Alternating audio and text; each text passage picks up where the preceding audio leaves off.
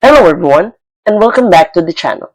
For today's video, I am going to teach you on how you can save your Google site as a PDF.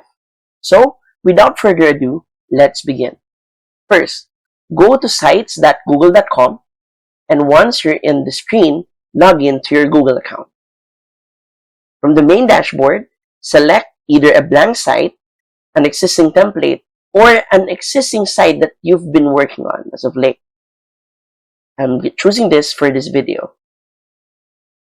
Now, the first thing that we need to do is to click on Publish on the upper right corner of the screen. And then, click on Publish again.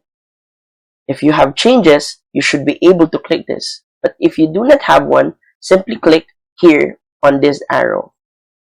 Now, the next thing is to go to the right corner again, and then click on this button right here. A drop-down menu will appear, and then we're going to click on View Publish Site. This will redirect us to the site that we just did. Now, from here, we're going to go to the top right corner again, and we're going to click on this button right here.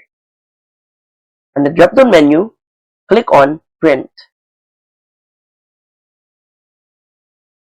After that, we're going to click here on Destination, and then from the drop-down menu, click on Save as PDF, and then click on Save. You can change the file name as if you want, say Workspace Site, and then click on Save. After that, simply open to verify, and that's it. Our site is now in PDF form. So, if you find this video helpful, please don't forget to click like, share, and subscribe to the channel for more helpful video tutorials. See you in the next video. Bye!